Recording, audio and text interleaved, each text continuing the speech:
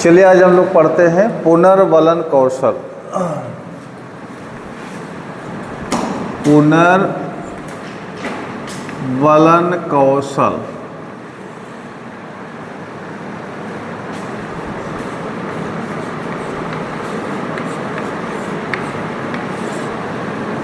पुनर्वलन कौशल इसको कहते हैं reinforcement skill.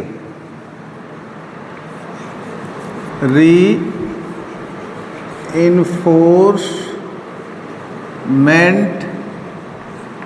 Skill, reinforcement skill. पुनर्वलन कौशल, पुनर्वलन का मतलब है पुनः बल प्रदान करना, पुनः बल प्रदान करना। जैसे ये है पुनर्वलन है तो पुनः बल प्रदान करना। पुनर्वलन कहते किसे हैं, पुनर्वलन क्या है? तो यहाँ ये है कि पुनर्वलन एक ऐसी क्रिया है जो छात्रों की अनुक्रियाओं में या छात्रों की अनुक्रिया की संख्या में वृद्धि करती है। अनुक्रिया सीखने की प्रक्रिया में गतिशीलता प्रदान करती है और पुनर्वलन कौशल का जो प्रयोग है या इस्तेमाल है वह शिक्षण प्रक्रिया में किया जाता है। एक बार पुनः सुन लीजिए। पुनर्वलन का मतलब है पुनः बल प्रदान करना। पुनर्वलन एक ऐसी क्रिया है जो छात्रों की अनुक्रिया की संख्या में वृद्धि करती है। अनुक्रिया सीखने की प्रक्रिया में गतिशीलता प्रदान करती है। पुनर्वलन आपका दो प्रकार का होता है। पुनर्वलन आपका दो प्रकार का होता है। पुनर्वलन दो प्रकार का होता है। पुनर्वलन दो प्रकार का होता है। पहला है सकारात्मक पुनर्वलन। सकारात्मक पुनर्वलन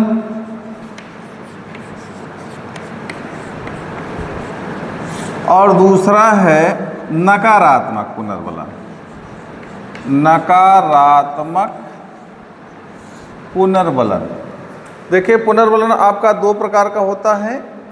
एक सकारात्मक पुनर्वलन, दूसरा नकारात्मक। सकारात्मक पुनर्वलन किसे कहते हैं? सकारात्मक पुनर्वलन के द्वारा छात्रों के वांछित व्यवहार में परिवर्तन लाया जाता है। ठीक है, या जो है इसको दूसरे तरीके से कह सकते हैं कि सकारात्मक पुनर्वलन के द्वारा छात्रों के वांछित व्यवहार को प्रबल बनाया जाता है। नकारात्मक पुनर्वलन किसे कहते हैं? नकारात्मक पुनर्वलन के द्वारा छात्रों के गलत या अवांछित व्यवहार को दुर्बल या दूर करने का प्रयास किया जाता है। यहाँ यह जो सकारात्मक पुनर्वलन है यह आपका दो प्रकार का होता है। यह सकारात्मक पुनर्वलन दो प्रकार का होता है। एक आपका शाब्दिक होता है, शाब्दिक, और एक होता है अशाब्दिक। शाब्दिक और अशाब्दिक। यहाँ पे यह सकारात्मक पुनर्वलन दो प्रकार का, एक शाब्दिक होता है और एक अशाब्दिक होता है। और ये भी आपका ये जो नकारात्मक पुनर्वलन है ये भी जो है आपका दो प्रकार का होता है। ये भी आपका दो प्रकार का होता है। ये भी आपका शाब्दिक और अशाब्दिक होता है। शाब्दिक और अशाब्दिक ये भी दो प्रकार का होता है। अशाब्दिक ये भी दो प्रकार का होता है। ये भी दो प्रकार का होता है और ये भी आपका दो प्रकार का होता है। देखिए शाब्दिक पुनर्वलन किसे कहते हैं और अशाब्दिक पुनर्वलन किसे कहते हैं, यानी कि इसमें क्या क्या प्रयोग किया जाता है। जो शाब्दिक पुनर्वलन है इसमें आपका सुधारात्मक वचनों का प्रयोग किया जाएगा। सुधारात्मक वचनों का प्रयोग, सुधारात्मक वचनों का प्रयोग, सुधारात्मक वचनों का प्रयोग। शाब्दिक पुनर्वलन, इसमें सुधारात्मक वचनों का प्रयोग करेंगे। जैसे क्या है सुधारात्मक वचन? जैसे आपका शाबाश, बहुत अच्छा, अच्छा, ठीक है, ठीक है, ये इन शब्दों का प्रयोग करेंगे। जैसे आपने प्रश्न पूछा, बच्चा ने बताया प्रश्न का उत्तर, तो आप कहेंगे शाबाश, बहुत अच्छा, अच्छा, ठीक है, इन शब्दों का प्रयोग करेंगे। इससे क्या होता है कि छात्रों के अंदर ये भावना जागती है कि अध्यापक कहीं न कहीं छात्रों की भावनाओं का आदर कर रहा है या करता है। तब वहाँ पे ये इन वचनों का प्रयोग करता, शाबाश, बहुत अच्छा या अच्छा, ठीक है, इन वचनों का प्रयोग करता है। अशाब्दिक, यहाँ पे आप देखिए अशाब्दिक, यहाँ शाब्दिक है, शब्दों के माध्यम से बोलना है। यहाँ अशाब्दिक है, शब्दों के माध्यम से नहीं बोलना है, शब्द के माध्यम से नहीं करना है। इसे में क्या है कि बिना बोले, ठीक है, आप जो है जैसे प्रश्न पूछते हैं तो बिना बोले मुस्कुरा करके या सिर या हाथ का संकेत करके उसके उत्तरों को आप यहाँ संतुष्ट कर सकते हैं उसको। इससे भी आपको पुनर्बलन मिलता है, ठीक है।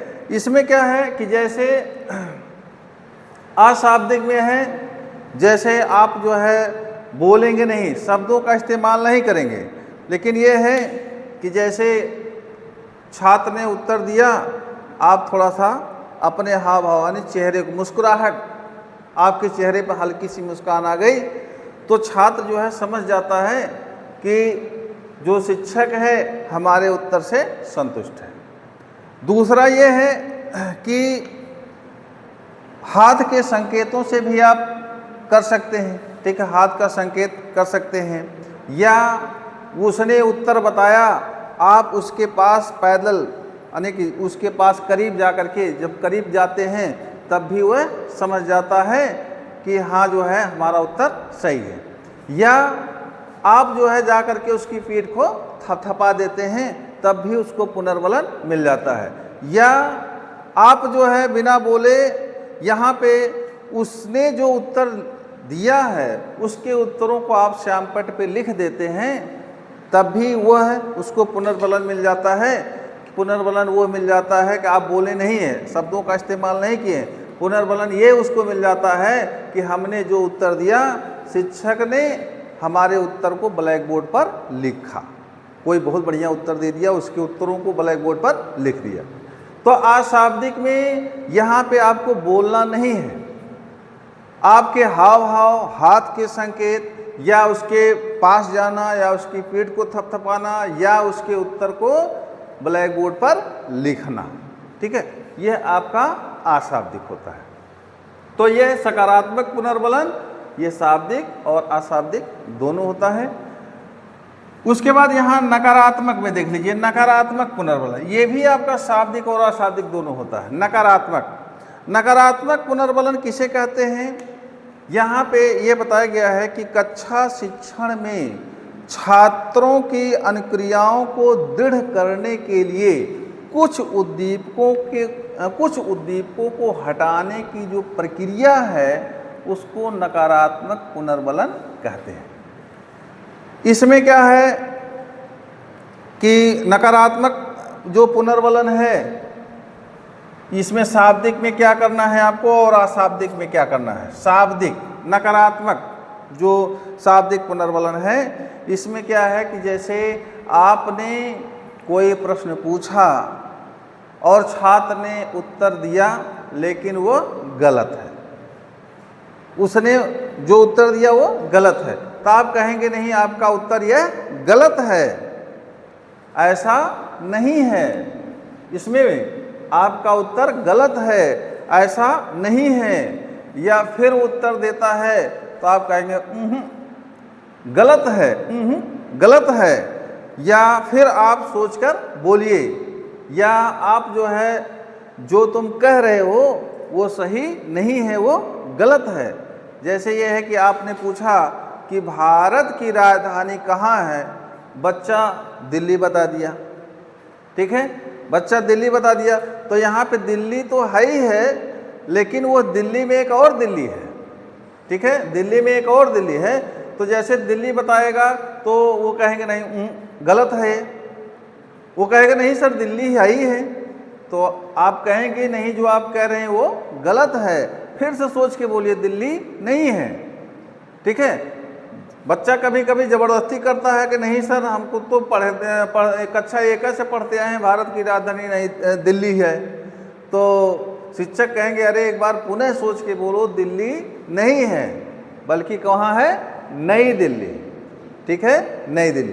तो इसमें क्या है, जैसे इसमें सुधारात्मक वचनों का प्रयोग करना है तो इसमें भी आपका उसी का प्रयोग करना है।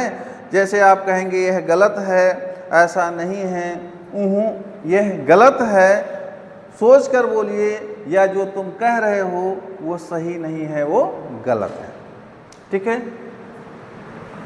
और यहाँ फिर अशाब्दिक आ जाएगा, नकारात्मक अशाब्दिक पुनर्वलन। इसमें क्या है कि इसमें जैसे इसमें आप नहीं बोले हैं वैसे इसमें भी आपको शब्दों का इस्तेमाल नहीं करना है। करना क्या है, इसमें जैसे ये है कि जैसे गुर्राना बोलेंगे नहीं, गुर्राना, आंखें तरेरना, ठीक है, या थोड़ा सा उसको घूर कर देखना, ठीक है। तो जैसे उसने गलत उत्तर दिया तो आप थोड़ा सा उसको तरेर दिए, आँख या घूर कर देख लिए, ठीक है। या गुर्राना कि जो जैसे गुर्राना का मतलब है कि जैसे उसने उत्तर दिया तो वो हल्का सा गुर्राएगा, आपको सुनाई नहीं पड़ेगा कि डेढ़ पढ़ाते लेकिन जो है ये इनको समझ में नहीं आता है, ठीक है, थोड़ा सा गुर्राना। तो ये क्या है कि आप बोलेंगे नहीं, लेकिन ये है आपका जो हाव भाव है, गुर्राना है, घूरना है या आँख तरेरना है, तो यह आपका अशाब्दिक नकारात्मक पुनर्वलन होगा, ठीक है। ये समय समय पर जो शिक्षक है वह उसका प्रयोग करता है। एक चीज़ और है कि चाहे पुनर्वलन सकारात्मक हो चाहे नकारात्मक हो, ये पुनर्वलन देते समय कुछ बातों को ध्यान में रखा जाना चाहिए। जैसे पहला यहाँ पे है कि जैसे पुनर्वलन देते समय कुछ बातों का ध्यान रखा जाना चाहिए।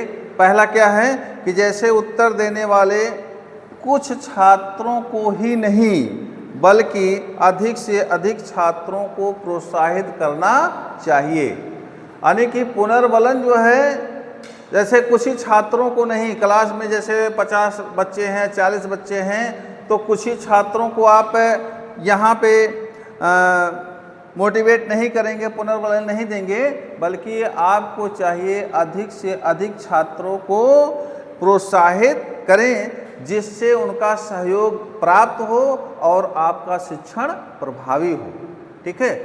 दूसरा ये है कि पुनर्वलन का जो प्रयोग है,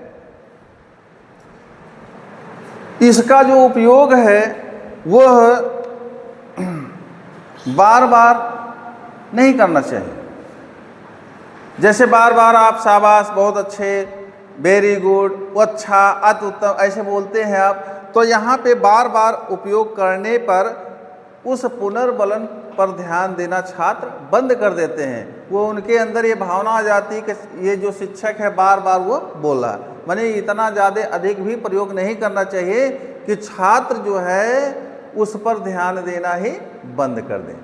तीसरा यहाँ पे ध्यान देने वाली बात यह है, अगर अत्यधिक प्रयोग किया जाता है, पुनर्वलन का अत्यधिक प्रयोग किया जाता है तो इसकी महत्ता जो है कम हो जाती है और छात्र को यह लगने लगता है कि जो अध्यापक है वह सिर्फ कृत्रिम व्यवहार कर रहा है, वो बढ़िया से जो है वो टीचिंग नहीं कर रहा है, ठीक है। तो यहाँ पे 3 चीज़ों को विशेष ध्यान में रखना है कि उत्तर देने वाले कुछ छात्रों को ही नहीं बल्कि अधिक से अधिक छात्रों को प्रोत्साहित करना चाहिए जिससे उनका वह सहयोग प्राप्त करें, क्योंकि शिक्षण को प्रभावी बनाने के लिए पूरे क्लास के छात्रों का सहयोग होना जरूरी है। दूसरा ये है कि बार बार पुनर्बलन का उपयोग करने से छात्र उस पर ध्यान देना बंद कर देते हैं। जैसे बार बार आप बोलेंगे तो ध्यान देना बंद कर देंगे, और अत्यधिक अगर इसका प्रयोग कर देंगे तब भी उसकी महत्ता जो है ख़त्म हो जाएगी। शिक्षक जो छात्र होगा उसके अंदर ये भाव जागृत हो जाएगा कि जो शिक्षक है सिर्फ कृत्रिम जो है वह व्यवहार कर रहा है, इसलिए बार बार वह पुनर्बलन दे रहा है। ठीक है, तो इन बातों को पुनर्बलन देते समय ध्यान में रखा जाना चाहिए। उसके बाद है पुनर्बलन कौशल के उद्देश्य।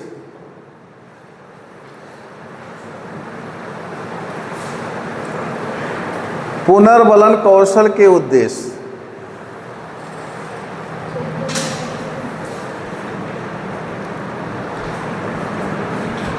कौशल के उद्देश्य।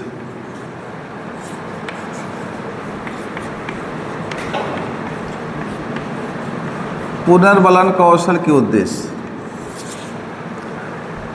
देखिए यहाँ पे पुनर्बलन कौशल का जो पहला उद्देश्य है, सकारात्मक पुनर्बलन प्रदान करने में छात्र शिक्षक को दक्ष बनाना। पहला ये है सकारात्मक पुनर्बलन प्रदान करने में, सकारात्मक पुनर्बलन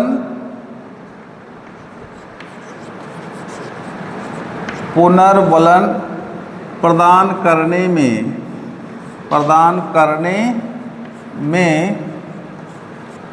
छात्र शिक्षक को दक्ष बनाना।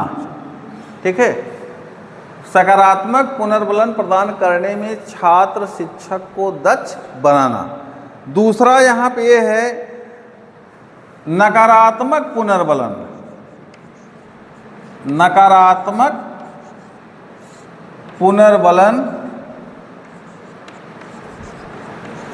नकारात्मक पुनर्बलन के प्रयोग से बचने के लिए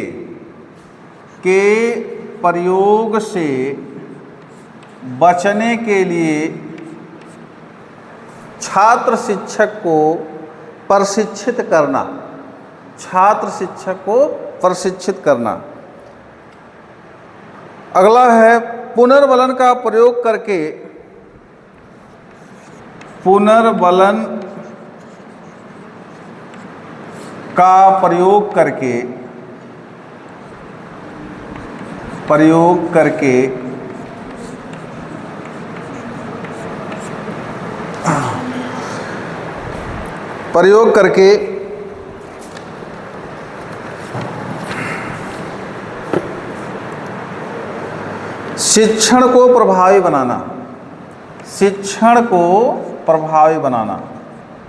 शिक्षण को प्रभावी बनाना।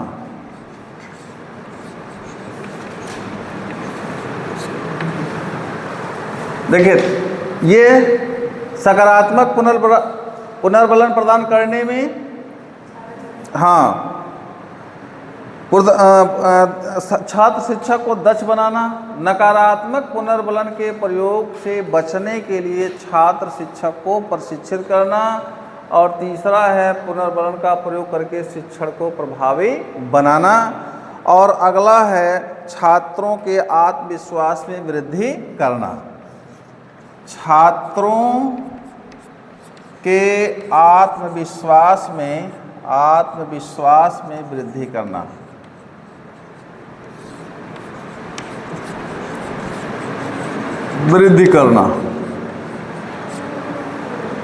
यह आपका उद्देश्य था। इसके बाद है कुछ घटक देख लीजिए। घटक, पुनर्बलन कौशल के घटक।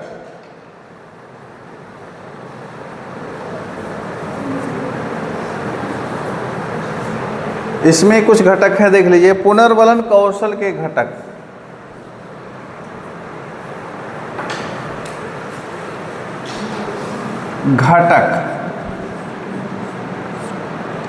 देखिए घटक क्या होते हैं। इसमें आपका स्वीकारात्मक कथन, पहला घटक है स्वीकारात्मक कथन। स्वीकारात्मक कथन। स्वीकारात्मक कथन का मतलब ये है कि जैसे आप जो है सुधारात्मक वचनों का जो प्रयोग है उसमें वही स्वीकारात्मक कथन में यही है कि शाबाश, बहुत अच्छे, या उत्तम, अति उत्तम, या गुड, ठीक है, अच्छा, ठीक है, इन शब्दों का आप प्रयोग करेंगे कौशल के घटक में।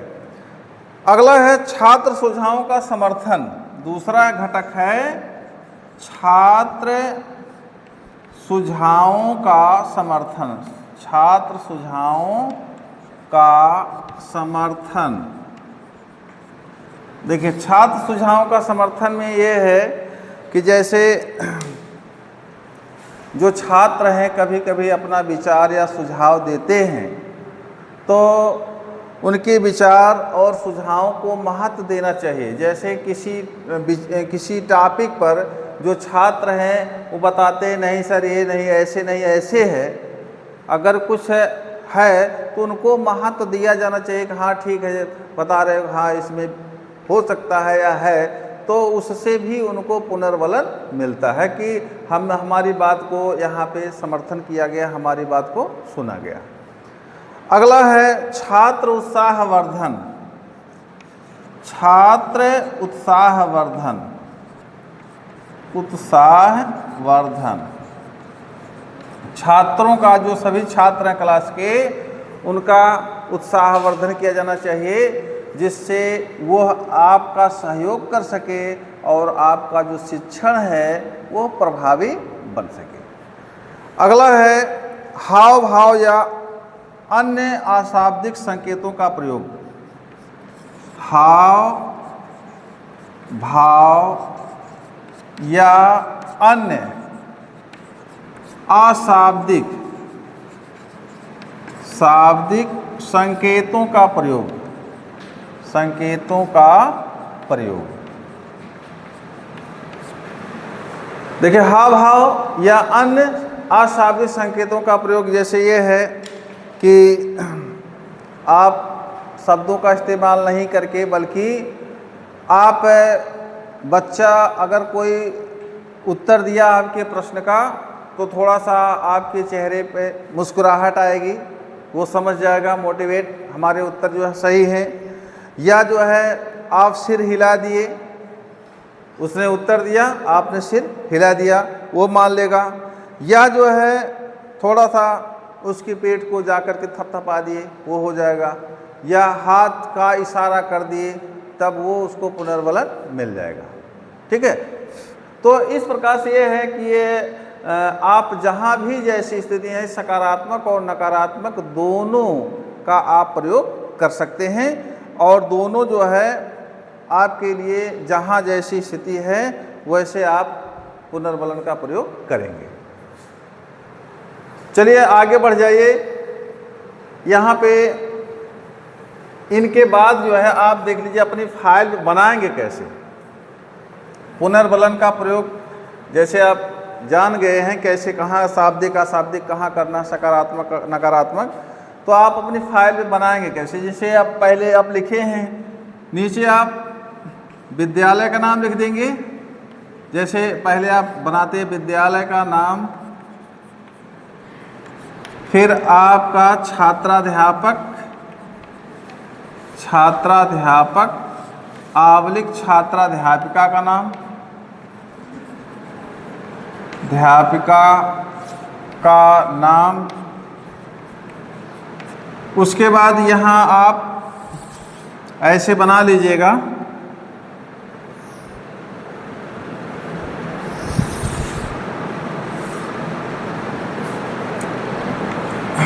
पहले आपका दिनांक हो जाएगा, कक्षा, फिर आपका विषय, फिर आपका उपविषय, फिर आपका रहेगा कालांश, फिर आपका अवधि।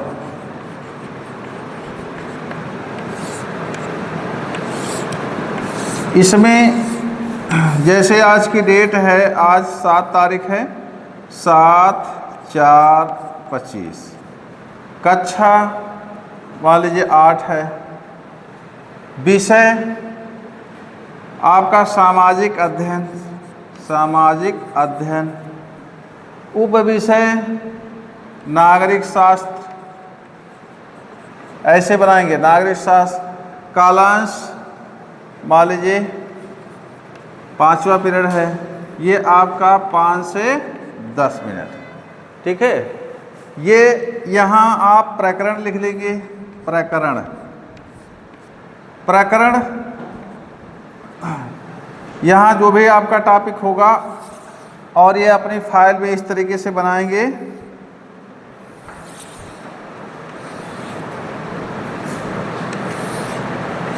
ये आपकी क्रम संख्या हो जाएगी, क्रम संख्या, और यहाँ छात्राध्यापक आवलिक छात्राध्यापिका, ध्यापिका,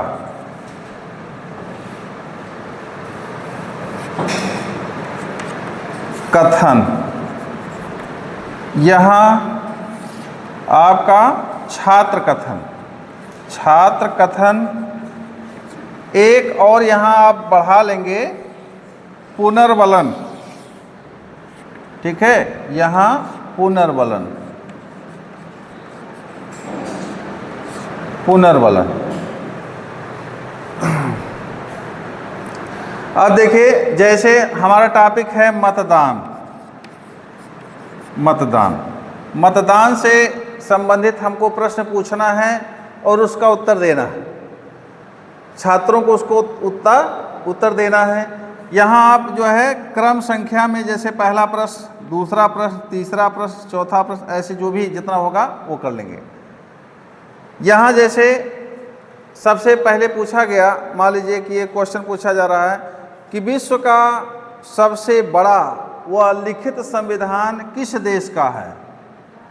हाँ, जैसे यहाँ है विश्व का सबसे बड़ा लिखित और बड़ा संविधान किस देश का है, तो छात्र उत्तर देगा भारत का।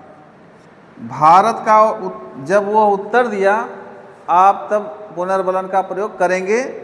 जैसे लिखेंगे अच्छा, पुनर्वलन, यहाँ पुनर्वलन देंगे अच्छा, ठीक है। दूसरे फिर आप क्वेश्चन करेंगे भारत में कौन सी शासन प्रणाली है। दूसरा प्रश्न, भारत में कौन सी शासन प्रणाली है, तो बच्चा यहाँ बताएगा संसदात्मक शासन प्रणाली, संसदात्मक शासन प्रणाली, ठीक है। तब आप जब बच्चा बताएगा तो आप कौन सा पुनर्वलन का प्रयोग करेंगे, पुनर्वलन का प्रयोग करेंगे। जैसे यहाँ अच्छा कहेंगे, एक के चीज़ नहीं बोलना है, तो आप कहेंगे बहुत अच्छा या वेरी गुड, ठीक है, बहुत अच्छा, ठीक है। फिर आप जो है फिर यहाँ पे क्वेश्चन पूछेंगे, पुनर्वलन में आपको पुनर्वलन देना है। जैसे छात्र उत्तर बताता है तो पुनर्वलन आपको देना है। फिर पूछेंगे संसदात्मक शासन प्रणाली में किसका शासन होता है, संसदात्मक शासन प्रणाली में किसका शासन होता है, तो यहाँ बच्चा बताएगा जनता के प्रतिनिधि का, जनता के प्रतिनिधियों का, ठीक है, जनता के प्रतिनिधियों का शासन होता है। तो आप कहेंगे शाबाश, शाबाश। उसके बाद यहाँ पे फिर आप क्वेश्चन पूछेंगे, अगर आपको पढ़ाना है तो फिर आप क्वेश्चन पूछेंगे कि जनता के प्रतिनिधियों का जो चुनाव है, जनता अपने प्रतिनिधियों का चुनाव कैसे करती है, किसका प्रयोग करती है, तो यहाँ पे वो कहेंगे मतदान द्वारा। जैसे अपने प्रतिनिधियों को चुनती कैसे है, तो यहाँ पे बच्चा कहेगा मतदान द्वारा। तब आप क्या कहेंगे, अति उत्तम, अति उत्तम। मतलब एक ही शब्दों का बार बार प्रयोग पुनर्वलन देते समय नहीं करेंगे, ठीक है। ये आप चेंज कर सकते हैं, जैसे अच्छा की जगह गुड़ बोल सकते हैं, बहुत अच्छा, वेरी गुड बोल सकते हैं, ठीक है, या एब्सोल्युटली राइट बोल सकते हैं, ठीक है, हाँ हाँ बोल सकते हैं, ठीक है। तो यहाँ पे आप पुनर्वलन तब देंगे जब बच्चा आपके प्रश्नों का उत्तर देता है, ठीक है। और ये भी नहीं, हमने बताया कि ये भी नहीं कि पुनर्वलन का जो प्रयोग है एकदम उसको झड़ी मत लगा दीजिए कि समय समय पर दीजिए, नहीं तो बच्चा, हमने बताया कि इसका अत्यधिक प्रयोग जो होगा तो इसकी महत्ता जो है खत्म हो जाएगी। बच्चा जो है उसके अंदर कृत्रिम वातावरण का व्यवहार जागृत हो जाएगा कि ये तो हरदम बार बार ही कहते हैं, ठीक है। तो मतलब उतना ही आप इसका प्रयोग करिए कि जितना वो सही रहे, ठीक है। तो ये आप अपनी फाइल पर इस तरीके से बनाएंगे। ये आपका आज का ये पुनर्वलन क्वेश्चन पूरा हो गया।